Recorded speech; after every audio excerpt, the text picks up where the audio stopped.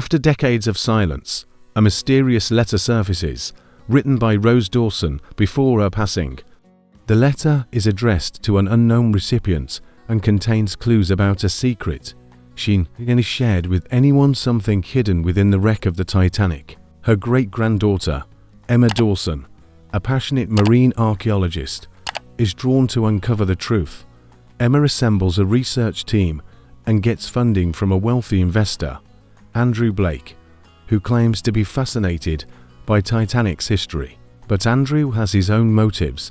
He believes a priceless family heirloom from his ancestors sank with the ship, and is determined to retrieve it at any cost. Emma remains unaware of his true intent.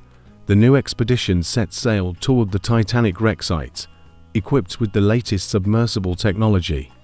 During the journey, tensions begin to rise between Emma and Andrew as their visions for the mission begin to clash. Meanwhile, Emma finds comfort in Liam, a quiet yet thoughtful engineer on the team, who shares her admiration for history over treasure. As they descend to the wreckage, Emma is overwhelmed by emotion. Memories passed down from Rose feel hauntingly alive in the silence of the deep. She places a locket containing Rose's photograph near the ship's railing, a symbolic offering to the past. But Andrew grows impatient. He wants access to the captain's safe rumored to hold blueprints and valuables. Their submersible faces unexpected technical issues, nearly trapping Emma and Liam inside. In the panic, Liam confesses that he believes Andrew sabotaged the equipment to force them to abort the search. Emma begins to question who she can trust. The tension between preserving history and exploiting it threatens to derail the mission. Flashbacks start to blend with present moments. Emma reads journal entries of Rose, describing Jack's final moments and the guilt she carried for surviving. Emma becomes determined to honor Rose's legacy not just as a love story, but as a voice of survival and strength. She records a video journal to share Rose's untold truth with the world. Meanwhile, Andrew finds a way to secretly dive with a private crew at night to access the wreck on his own terms. But during this unsanctioned dive, a powerful current pulls his submersible dangerously close to collapse. Trapped and running out of oxygen, Andrew radios for help, but only Emma hears the signal. Despite everything, Emma leads a rescue mission. She refuses to let him die in the same ocean that swallowed thousands. During the rescue, they find a sealed compartment within the wreck never documented before. Inside it lies a collection of letters, photos, and a painting. A painting of Rose, done by Jack, never seen by the world. Back on the ship, Andrew, shaken and changed by the experience, confesses everything. He reveals his family's history. His great-grandfather was a crew member who tried to steal valuables during the sinking and perished. Andrew admits he hoped to rewrite his family's legacy, not just get rich. Emma empathizes, but reminds him some things are meant to stay buried. The team decides to turn the discovery into a floating museum exhibition, one that focuses on the humanity, love, and sacrifice of the passengers. Emma's project earns global recognition, and Rose's story along with Jack's artwork becomes the centerpiece of remembrance. The public finally sees Jack not just as a lost soul, but a true artist and hero. Emma and Liam grow closer, sharing quiet moments under the stars on the deck, reflecting on the legacy left behind. Liam tells her that every generation must decide what to take from the past and what to leave behind. Emma realizes she's not just a descendant of Rose, she's a continuation of her courage. As the ship returns home, Emma receives a mysterious, old box mailed from an anonymous sender. Inside is Jack's sketchbook, preserved in oilskin, full of drawings never published. The sender, a survivor's child who had kept it safe for years, waiting for the right hands to honor it properly. Emma breaks down in tears. The story culminates in an international exhibition where Emma speaks to the world.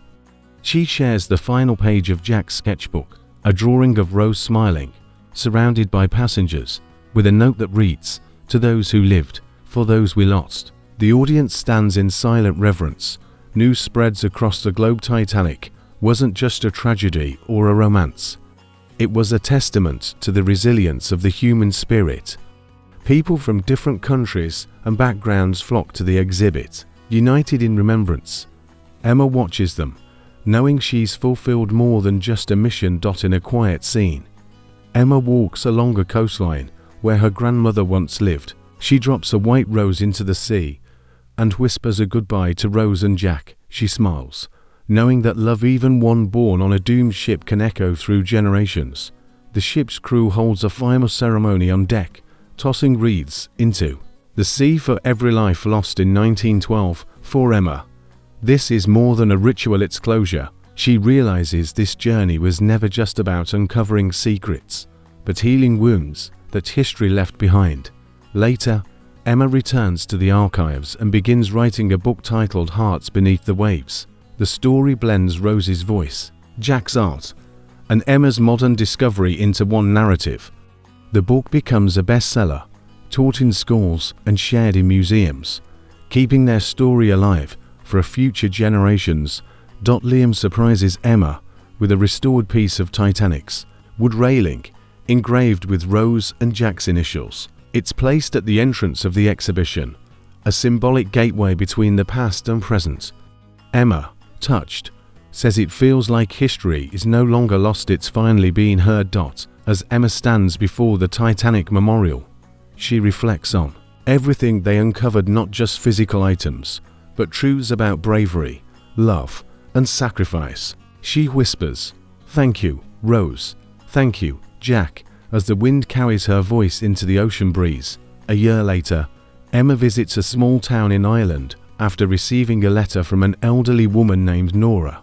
Nora shares a hidden chapter of Rose's early life of friendship before Titanic that shaped Rose's strength. Emma includes Nora's story in the next edition of her book, giving voice to the women history forgot. During a press tour, Emma meets a group of young students who ask about Jack. One girl tearfully says, "He's not just a character anymore, he's someone I'll remember." Emma realizes that through storytelling, the Titanic lives on not as a sinking ship, but as a rising legacy. Emma and Liam get married in a small oceanside ceremony, with only close friends and family. As part of their vows, Emma reads a passage from Rose's final letter. There isn't a dry eye as she finished with, "Love, when true, never ends, it simply waits to be remembered." On their honeymoon, they visit a quiet coastal village where Titanic's survivors once docked. An old church that holds a wall of names, some familiar, some unknown. Emma places a single rose beneath Jack's name, now added to the memorial thanks to her research. The film ends with a sweeping underwater shot of the Titanic wreck, calm and majestic in the deep. But this time, the music swells not in sorrow, but in reverence. A final line fades into view. Some stories never end. They just find new hearts to live in.